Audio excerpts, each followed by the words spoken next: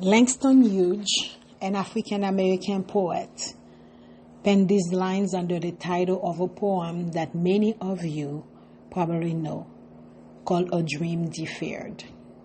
The poem goes like this. What happened to a dream deferred?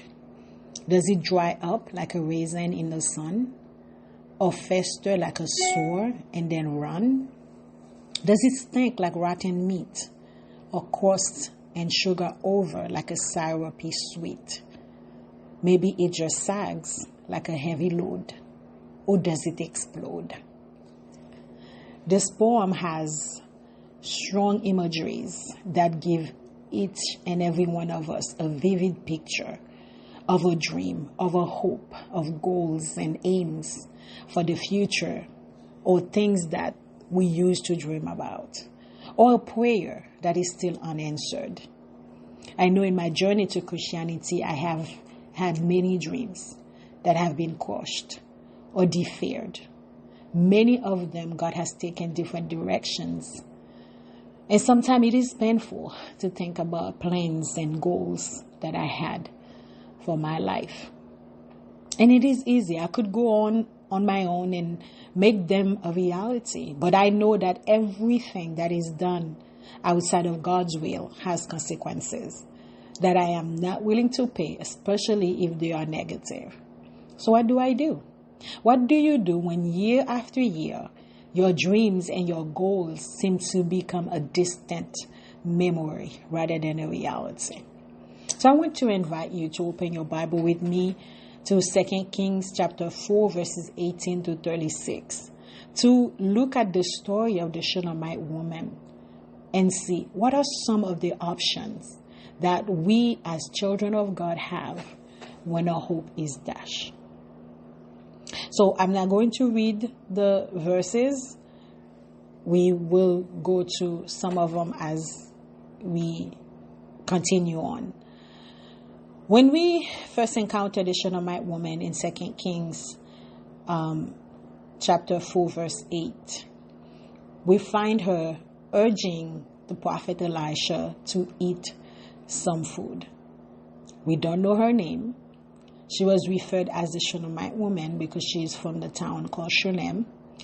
And Shunem is a town in the territory of Issachar, located near Jezreel. In Joshua 19 verse 18, we can find more of the detail there.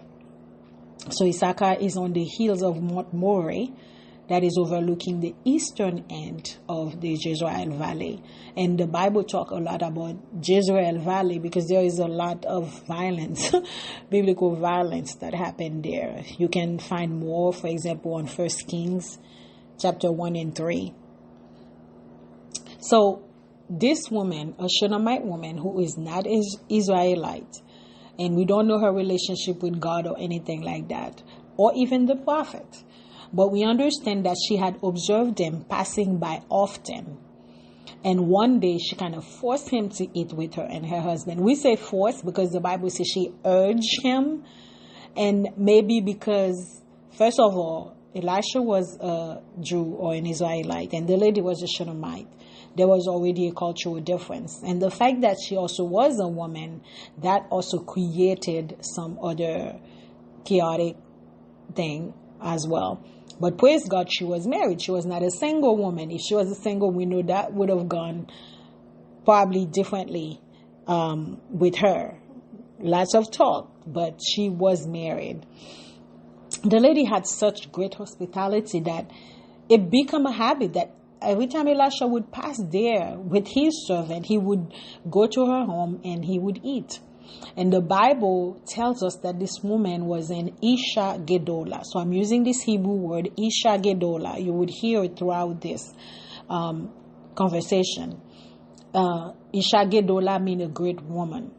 Now, there are a lot of commentators that argue that the description of Gedola, great, refers to her wealth, because she was a wealthy woman. And we can agree that it could mean that. Gedola can mean great financially, because she did have financial means. And in verses 9 and 10, we saw that she convinced her husband to build an addition onto the roof of her house to lodge the prophet Elisha, so that when the prophet passed by, he could have a place to rest. She not only built the room, but she furnished it with a bed, with a lampstand, a chair, and the description of chair in the Hebrew implied that it was a throne, and also she furnished it with a table, so that Elisha can not only sleep when he comes, but also he can have a table to lay his stuff. Let's say he wanted to read the scripture, he needed to prepare for something, that he had a table. And also the way she built the house on top of the roof was separated, independent from her own home, that Elisha had some privacy. He could go and come back without them knowing, So that show great careful planning. So the lady was not a Jew, she was not Israelite, but in inviting Elisha to her home, she had time to observe him and to know who he was. So that kind of helped us to understand that she was a person that was kind to strangers. She saw him keep going all the time. That was his route, and she decided to invite him to eat something. And then in coming to eat something, she observed that there was something different about that man. So she decided to convince her husband to build the home for him. And in the Bible, it says, she said, "Behold, I know this is a holy man of God." And there are some verses that say, I perceive this is a man of God, which would imply that there were other people that were supposedly prophets, but they were not men of God. They were not men of God. And in the Hebrew, it says, "Hine na yagati." Yadati, not Yagati. Ine na yadati. So the Hebrew use "I know," even though some translations say "I perceive," but the Hebrew said "I know." She said, "Hine na yadati ki ish Elohim. Ki ish Elohim kadosh." So she said, "I know this is a man of God." And so she must have had some spiritual insight to be able to say something like that. So in a spiritual sense, the word Gedola could be referring to her wisdom, and it's the Gedola is the same word that is used for rabbinic scholars who exhibited, great wisdom about the Torah, that is able to explain the Torah, that are able to do wise ruling. So not only that lady was wise, she had empathy, she had humility, she had hospitality and spirituality. She was a proactive woman. And I think all this contribute to why the Bible may refer to her as an Isha Gedola. And also, there's a book called Haftarah, which is a biblical book of the prophets. That means that this book contains the story of Abraham and the other prophets. And the story of this lady is one of the selected few stories that is in the Haftarah. And the Jewish leaders, they read that on Sabbath morning after they read the Torah, or they read it during the Sabbath or on special holidays morning, such as the Yom Kippur or Tisha B'Av. One thing that I find that is very interesting with this is the fact that nowadays when we go to church, after 2 hours, we start looking at our watches. Some people don't come to Sabbath school because it starts too early. So we come at 11 o'clock for divine worship. I don't know what that means, divine worship, because I think the whole thing is divine worship, but we only choose a part of it from 11, and by 1 we already have some type of itch. We can't stay in the presence of God much longer. But imagine those people standing to read the book of Genesis to Deuteronomy and then read another story on their feet, not sitting down, but on their feet. And that is from the youngest to the oldest. Well, after the youngest is 8 years old. Anyway, so as a result of her hospitality and kindness towards that visitor, that foreigner, that man of God, whom she barely knew, Elisha desired to repay her kindness. There is this proverb in my country that says, loosely translated, you change the shirt of the people who sweat for you. So Elisha wanted to do something for her. And when they asked the lady, she said that she had need of nothing. She had need of nothing. And which was strange, because there's always something that we need. But she said, I am okay. I don't need anything. But Gehazi, Elisha's servant, pointed out to Elisha that the lady had no children, which says something about Elisha that if I have a chance to talk again about these verses, I would focus on Elisha, because there was something going on with Elisha, even though he was a man of God. As a matter of fact, I'm going to take time to prepare something about Elisha with those same verse. There was something about Elisha, like he did not notice that the lady didn't have children.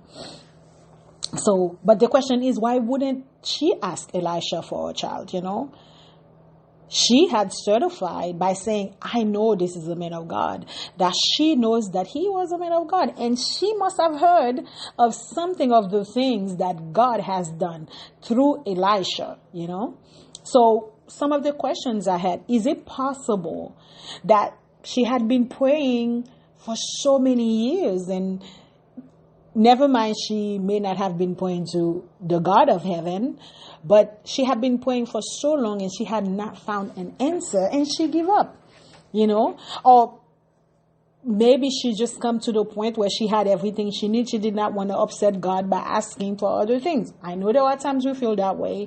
We got so much, we're like, God, I don't want to upset you, etc., etc.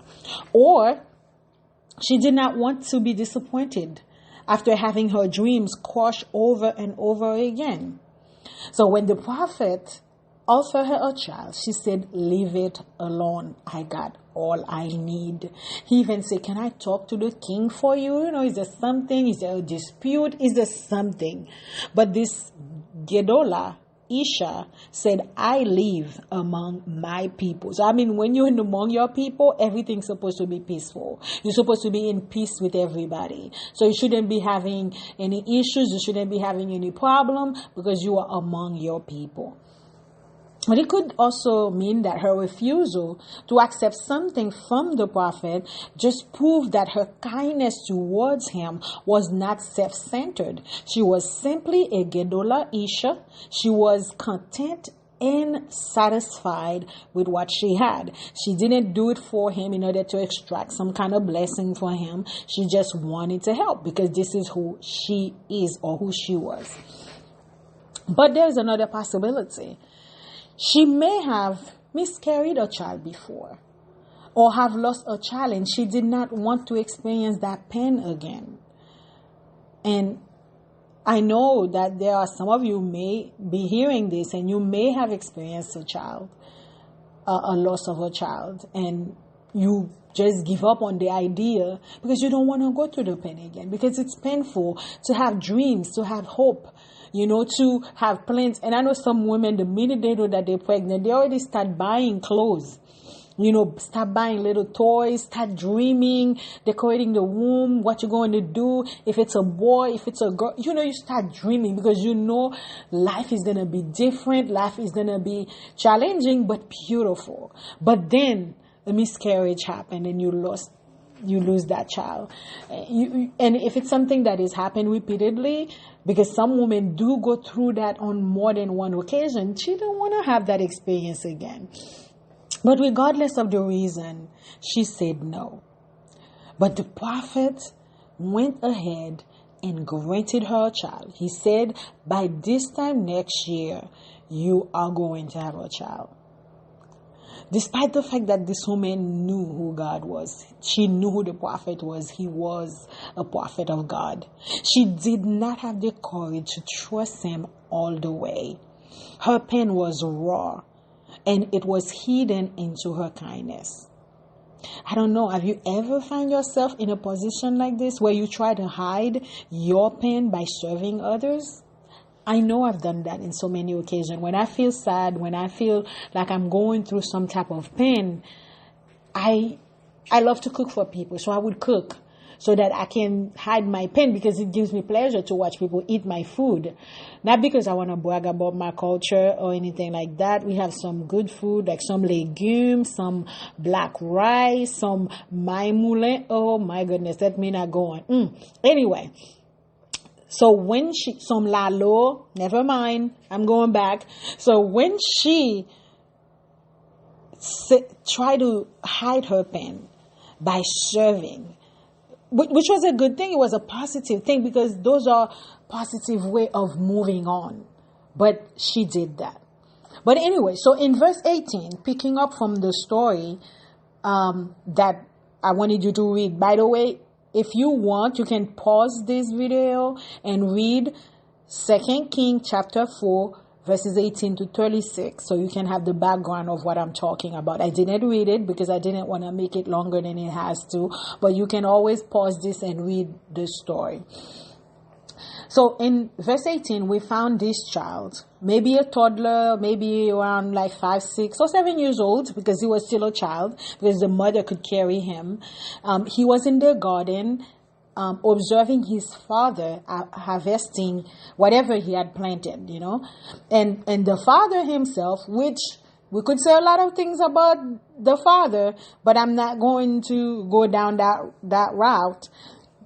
But he was so busy with the harvest, he did not pay attention to the amount of time the child was spending in the sun. He did not pay attention to the heat that was coming off that little kid who is not paying attention. He's a kid. He's running, making noise, touching people, doing whatever children do. And during that time, the child probably suffered a sunstroke. We don't know what happened. But the only thing we know, the child held his head and cried, my head, which shows you how little he was, because he didn't have the full language to describe what was going on. He's like, my head. And it could have been a number of things. But again, the father, instead of taking the child and bring the child to the mother or hold the child himself, he asked a servant, bring the child to his mother, which also talk about the disconnect, about the child not being really wanted like that, because there was no discussion. The father was not even involved in them having a child, so they just tell the woman she's going to have a child, and then she had a child. So which also, since the man was an old man, he didn't have time to take care of a child, of a little boy who needs so much attention, But anyway, so by noon, the Bible tells us that day the child died. And the woman, being a Gedolah Isha, a woman of strength, said nothing to her husband. She asked him to send a servant with her to go see the man of God. But the husband say, why?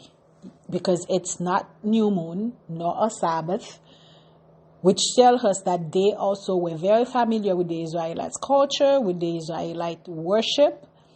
And they could have been one of the foreigners who have accepted the Israelites' faith. But she simply replied to him, Shalom. It is well. And he did as she requested. He let her go with the servant. And with the servant, she told him, go. Don't stop for me under any circumstances.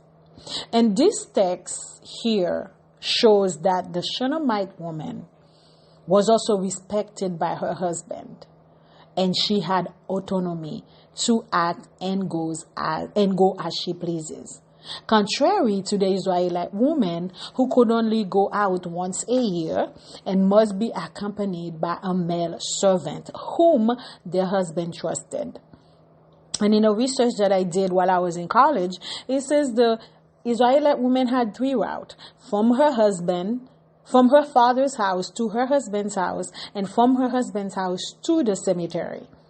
That's the 3 routes. After that, they were not allowed to go anywhere because they were objectified. They were considered like objects. And the men, regardless whether they were a leader of the community during that time, if there was a social event going on, instead of taking their wives with them, they would have a girlfriend that would go with them to those events while the wife stay home to clean and cook and bear children if she was able to bear children. So when in the Bible we find a man that loves his wife, it is greatly appreciated, because the way men treated women in the Bible, it was not right. It was not right. So skipping to verses 26 to 30, in 2 Kings 4:26, Elisha, it says, "Run now, I pray thee, to meet her, and say unto her, Is it well with thee? Hashalom laki.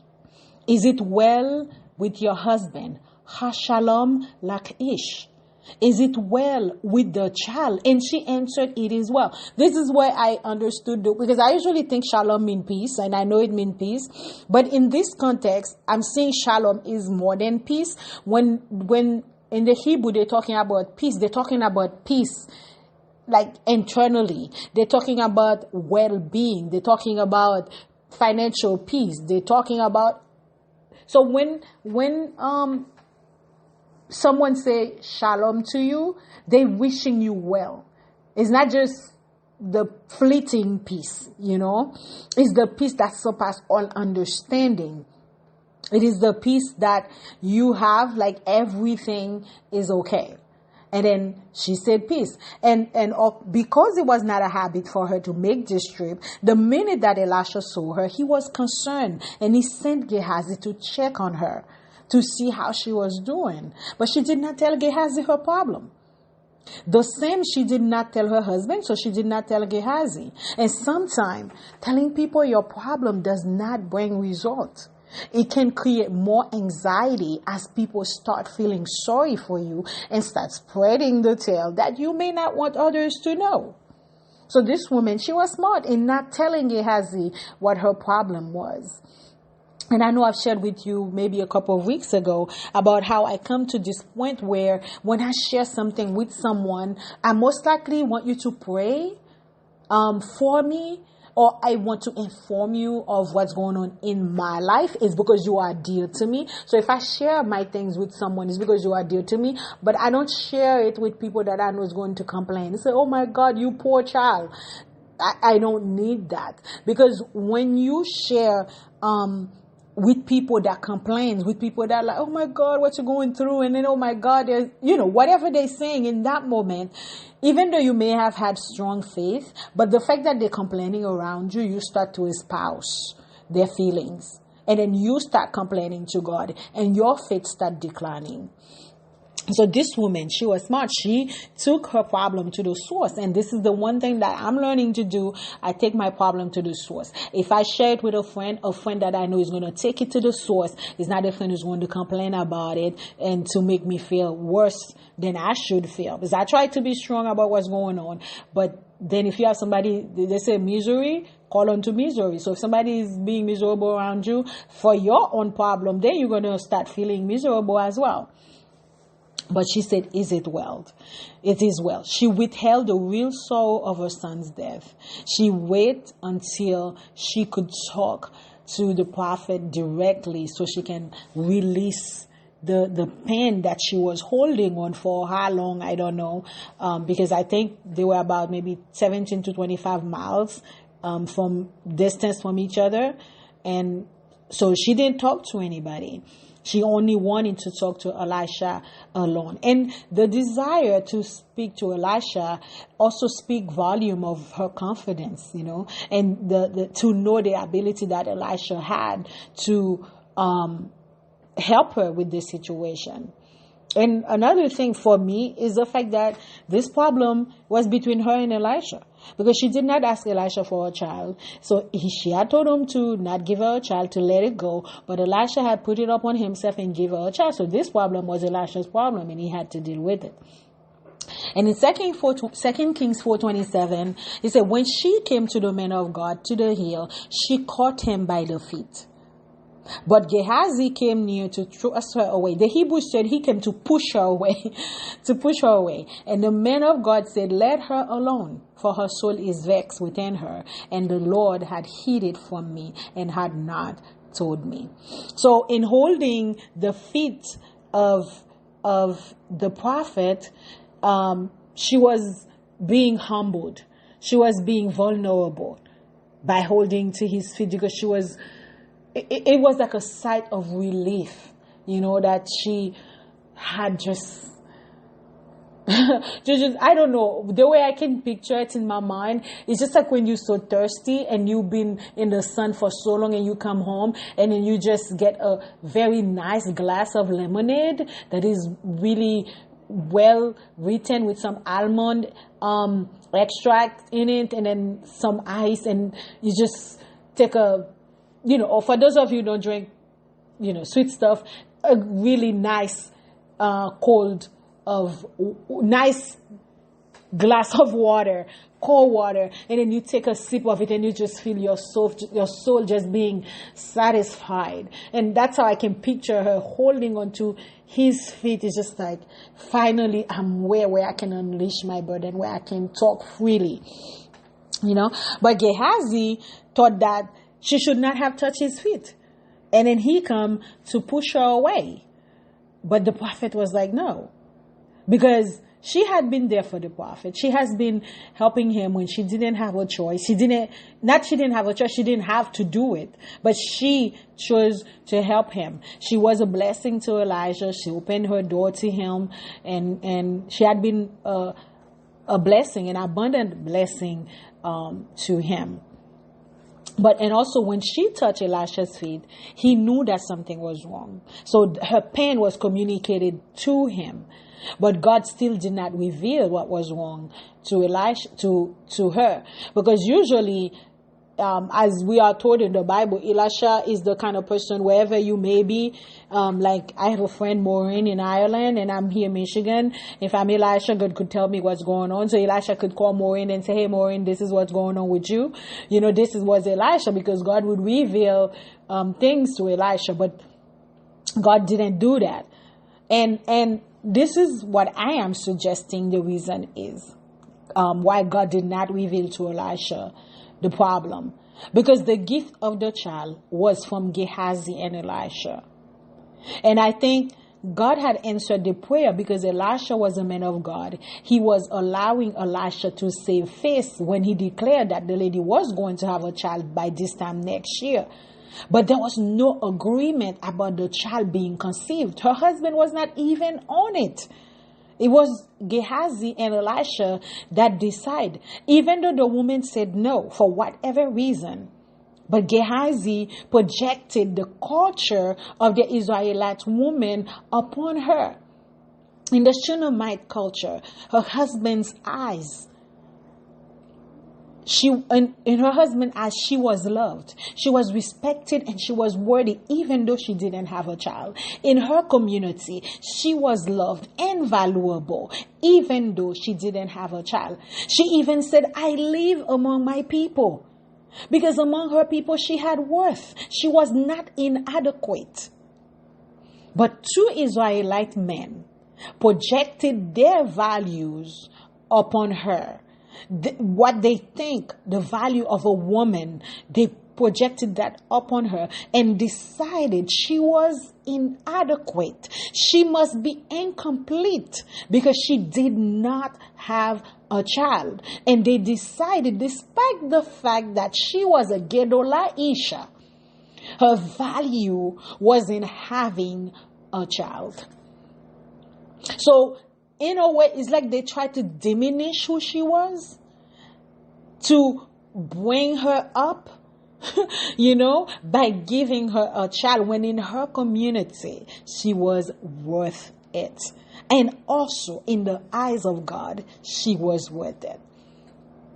Anyway, so in 2 Kings 4:28, when she got hold of the feet of the prophet, she said, "Did I desire a son of my Lord? Did I not say, do not deceive me?" It sounds rough, what she's saying to the prophet, but she was speaking out of the abundance of the pain that was in her heart. Because it was not at her request that she had a child. At least the first time it talked about, it wasn't her decision. The prophet told her that she would have a child. She said, "Did I not say, do not deceive me?" When she said, do not deceive me, for me, it was the time for Elisha to develop a relationship with her, which I will talk when I talk more about Elisha. It was a time for Elisha to go a little deeper and find out what had happened that deceived her in the past. Even if he wanted to give her the child, there is something that was grieving her spirit. So her spirit needed to be healed first, And then after that, he could have given her the child. But he didn't do that. He didn't question. He didn't develop a relationship. He didn't get to know the woman. But he just promised her a child, and he gave her the child, only to have that child being taken away from her, which was worse than her not having the child at all to begin with, And in the Targum, it says that the Targum, which is another Jewish literature, she said, "Did I not say unto thee, if a child is given me, let it live. If not, do not trouble me or grieve me." You hear that? So that means it's either she experienced some of the women who have gone through the loss of a child, the loss of miscarriage, or she had gone through it herself. And she said, "Do not grieve me. Do not trouble or grieve me by giving me a child that's going to be taken away from me." And this is the exact thing that happened. So in 2 Kings 4:29, Elisha told Gehazi, "Gird up thy loins and take my staff in thy hand and go thy way. If thou meet any man, salute him not. And if any salute thee, answer him not again. And lay my staff upon the face of the child." I know in some culture they would take this verse as superstition, like when you're praying for something, or if you're fasting, don't do this, don't do that. But we know the contrary, because that's not what Jesus said. And this was to hurry him up. Because in standing and greeting people, they could say, "Where you going?" And then you can start talking, and then time pass by. So if you don't greet them, so you had permission to be rude. If you don't greet, you don't answer, nobody can stop you. And he said, "Go lay my staff upon the face of the child." So in laying the staff, so he's giving Gehazi the power. And also, I think one of the reasons he sent Gehazi, I'm not quite sure that is the reality here. I think it was the lack of intimacy with Elisha. That's why he didn't get up and say, "Let's go." But he sent Gehazi. But I'm thinking it's because Gehazi was probably younger and probably run faster, so that he's sending Elisha. And also because he was a man of God, so he knew the staff had power. Just like he was holy, the instrument that he used would have been holy as well, because we have seen God working through stuff before, and in the New Testament we have Paul working with the disciples working with their shadows and etc. Yeah, but God may have wanted Elisha to do a little bit more work than sending the staff with Gehazi, because after all, there was no consensus in having this child being brought to the world. It was Gehazi and Elisha's reality.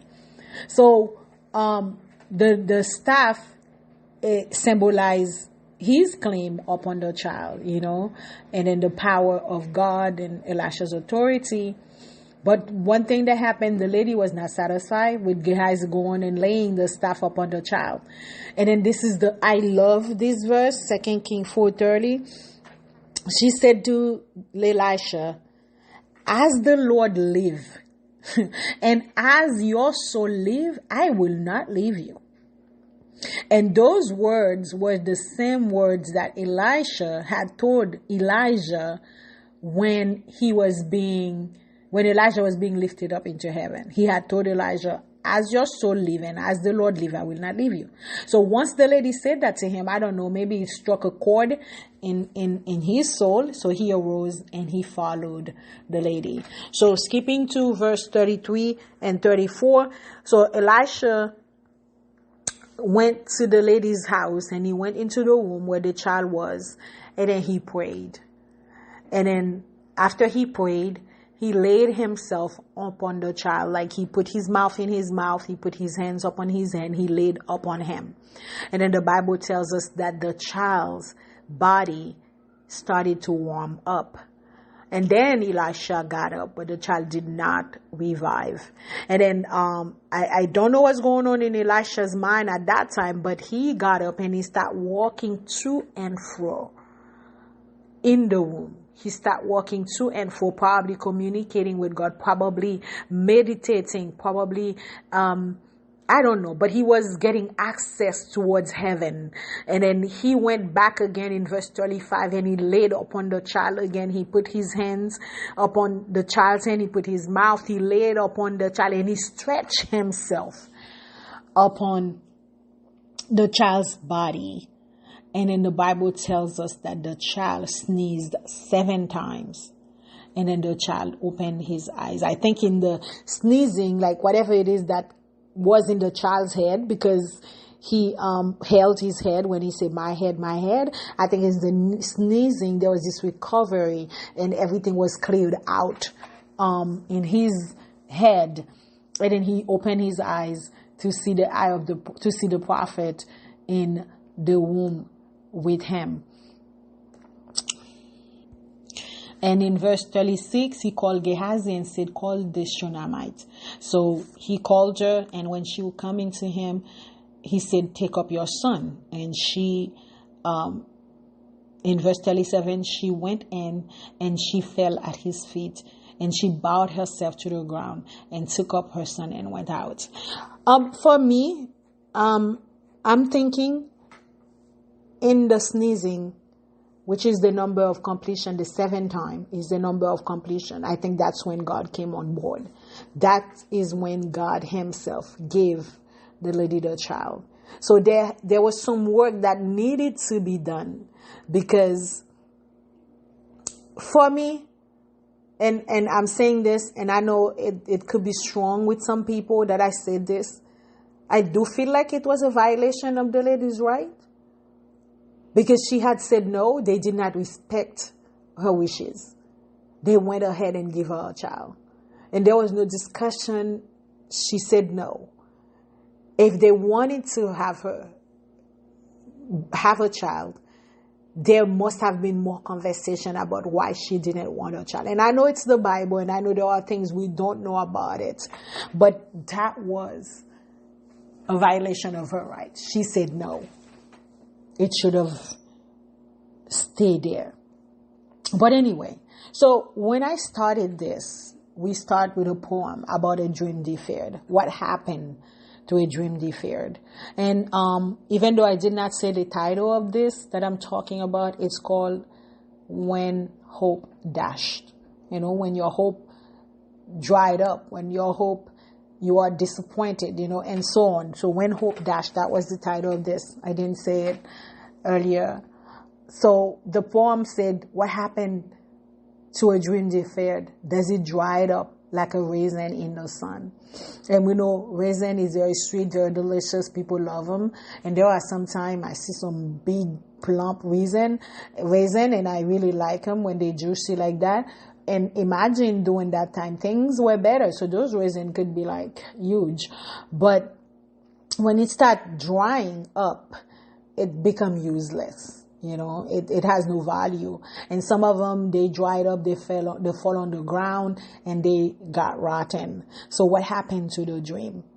Is that what happened to it when it's deferred, or when a hope is dashed? He say, does it fester like a sore, like a flesh wound? Like when you have this sore in your body, and then they huge, and if you don't take care of it, it's open up widely, especially if you suffer diabetic or something like that. If you're suffering diabetes, always a problem differentiate between diabetic is the person, diabetes is the disease. So if you suffer diabetes and then you have wounds in your body, you have to always take care of them, because they can become big and then cause amputation. It can cause infection. So what happened to the dream that it becomes so bad that you cannot even do anything but amputate the dream? Or does it stink up like a rotten meat? Some of you don't eat meat, but for those of you, when you leave meat outside and you forget it in your car, then you start smelling something in your car or somewhere, whatever, and then it start getting little maggots in it. Is that what happened to the dream when it's deferred? Is that what happened when your hope is dashed? There is something that is simply not right about dreams that are forgotten, not by us. When we pray and we ask God so much to do something, but He hasn't done it, what happened? Does it cost up like a syrupy sweet, sugar? Like it's great. It has lots of energy. When I love to drink, even though I'm not supposed to, but I do love the taste of sugar because it's good, it's addictive, is energetic. But when you leave a sugar out and it become hard in a container and it become crusty, you can't use it again, You can't use it again. Or does that dream become like a heavy load? You're carrying it everywhere and it just make your face so long. Everybody that sees you have a heavy burden that you're carrying. So what happened when hope is dashed? What happened to the dreams, the hopes, the goals, the jobs you hoped for after graduation, the marriage you hoped for when you were younger? And I know for me, this is still my dream. It's a dream. I don't want it to be a dream anymore. I want it to become a reality. But it's a dream. Do we give up? Or do we do like the Shunamite woman? Shut the dream up with God and let Him breathe life into it. Some of our dreams are already dried up like the raisin in the sun. They already lost their usefulness. So after we shut them up with God, we need to cling onto His feet and do not let go. And say, Lord, as long as you live, I am not letting you go. And then we watch God lay on the dream. We watch God stretch Himself on the dreams, on the goals.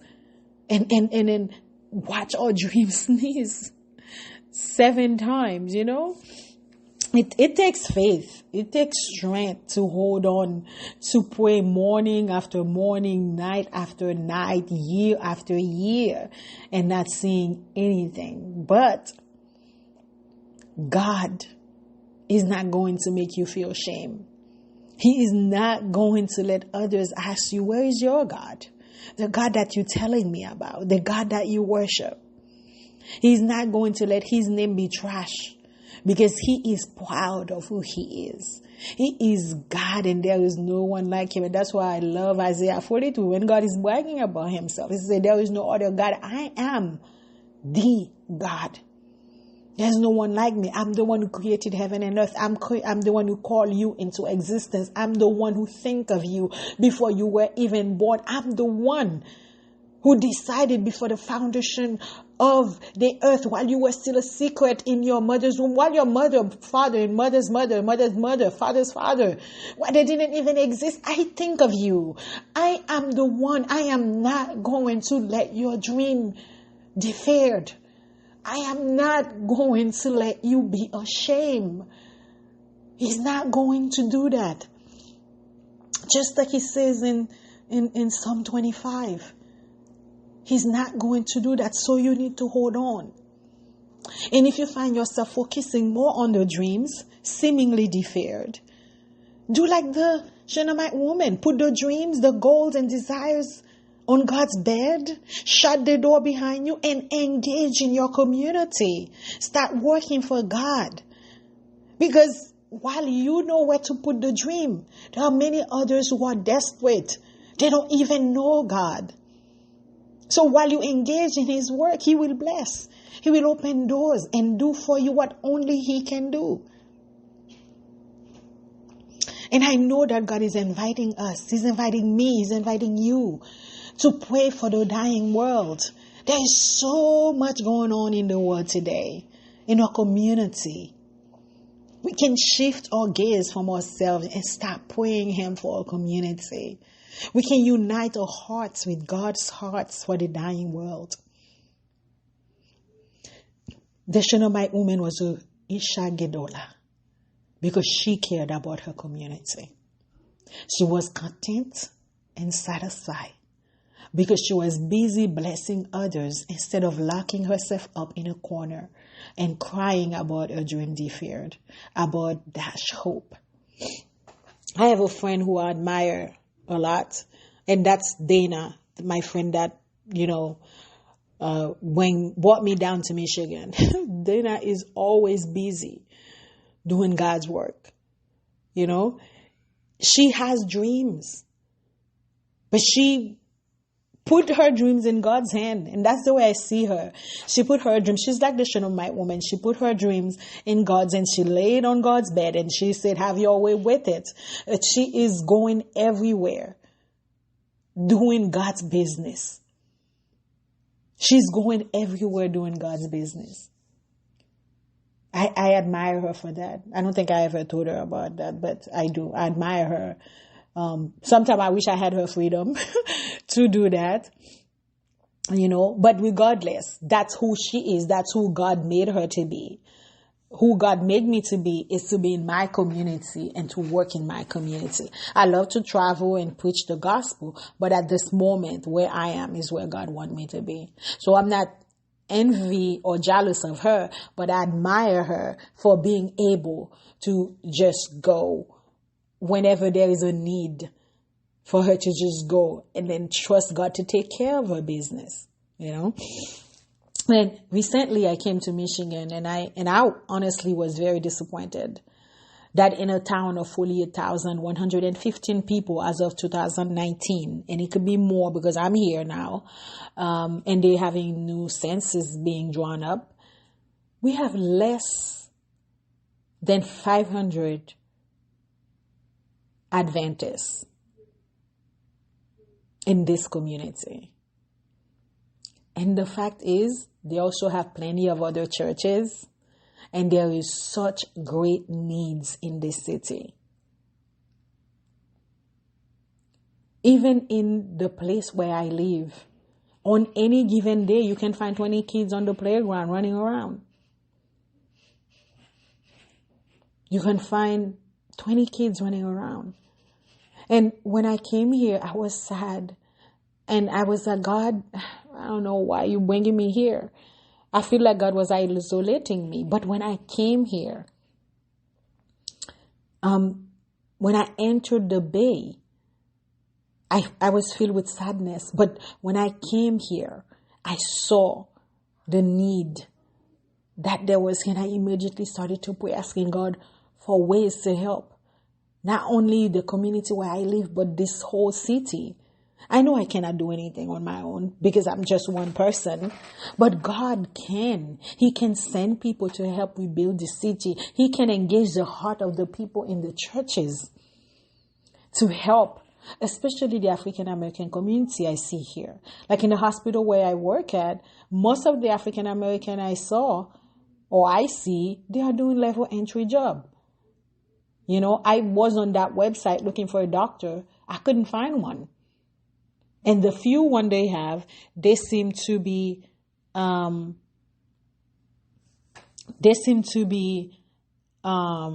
like specialists, like on the oncology floor, I saw some, and the NICU, I saw some.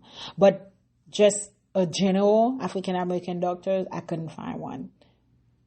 You know? So what I did, I put my deferred dream, I put it on a back burner so that I can give God's dream priority. And as I pray for God's city, as I pray for God's business to be done, I can see that God is also working on my dreams because He's given me visions of Him working on my dreams. Sometimes when our hope is dashed, we need to switch our priorities and put God's dream first. His dream is so that no one perish, but that all may be saved through the sacrifice of Jesus on the cross. And then we are God's hands and feet. We cannot afford to be self-centered in a time like this. While all dreams, goals, and hopes are important, believe me, they are. But we can trust them in God's care and engage into God's business. You know?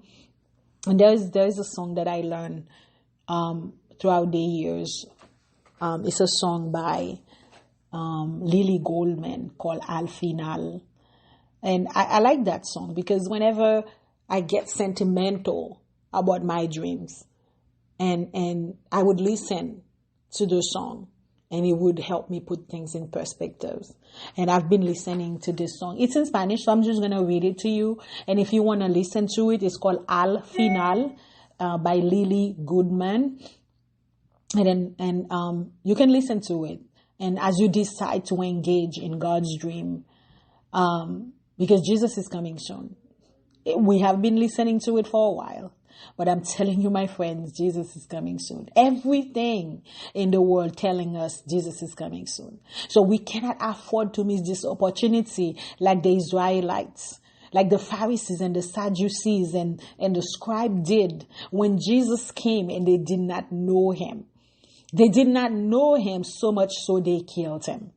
Well, other people have other opinions, and it could be true that they knew Him and they killed Him anyway, because in Matthew 13, the way Jesus talked is like they knew who He was, but they decided to kill Him anyway.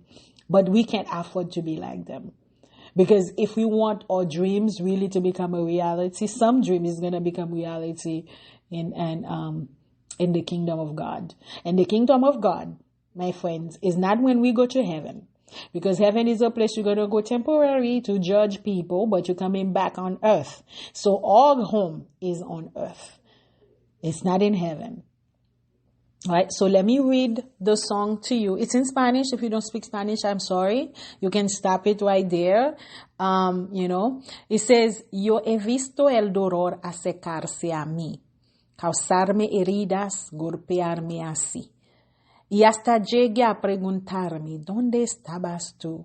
So as she is going, or seeing her pain, her suffering, that causing her pain, that causing her suffering, that causing her wound, and she was asking, where are you? And we do ask God, where are you sometime? She said, he hecho preguntas en mi aflicción, buscando respuestas sin contestación, y hasta dude por instantes de tu compasión. So she had many questions in her affliction. She was looking answers without stopping, and she had doubt of God's compassion for her. But she said, y aprendí que en la vida todo tiene un sentido, y descubrí que todo obra para bien. So she learned that in life, everything has a reason. And she discovered that everything happened for good. Whatever it is that your dream is, that is seemingly deferred, it is deferred for a good cause. And she said, y que al final será mucho mejor lo que vendrá. Es parte de un propósito y todo bien saldrá. So at the end, everything will happen better than you hope. Maybe that dream that you have now, it's deferred because God has a better plan for you. Okay? Es parte de un propósito y todo bien saldrá. Everything will be fine at the well. Siempre has estado aquí. Tu palabra no ha fallado. Y nunca me has dejado. Descansa mi confianza sobre ti. So God has always been there. God was always present with you. His word will never fail. And God will never leave you. So she's going to rest her confidence of her faith or her trust in God. You can tell I speak more than one language, right? Her confiance. Descansa mi confianza sobre ti. Yo he estado entre la espada y la pared, rodeada de insomnio, sin saber qué hacer, pidiendo a gritos tu intervención. So within gritted teeth, she was waiting for God, asking for help. Where are you? You know, she has insomnia, she couldn't sleep, and all of these things. She was like, where are you? A veces me abraste de una vez. Sometimes you talk to me of one upon a time. En otras, tu silencio solo escuche. Qué interesante tu forma de responder. So she's talking to God, asking God for help. Sometimes God talked to her, reminding her of other times he may have helped her in the past. And sometimes he stays silent. She said, how interesting it is the way you answer, isn't it? I think we all have this experience when God answers us in a way that is weird. Y aprendí que lo que pasa bajo el cielo, conoces tú, que todo tiene una razón. She said, I learned that everything that happened under this blue sky, you know, and that everything has a reason. So, as you meditate upon the dream that you have that seems deferred, I do pray that you put this dream in God's hand and that you engage in your community and then watch what God does. I actually I'm just smiling about this because I can see, I can feel what God is about to do. He's about to do something in our lives. To all my single ladies out there, God is about to do something in your life. Get busy. Unite your heart to his dreams. And then put your dream on his bed and also clung to his feet and watch how your dream sneezes 7 times. Blessing. You have been listening to TRL, Transformation Redeeming Life Ministry podcast. Remember to share this with a friend if it has been a blessing to you. Until next time.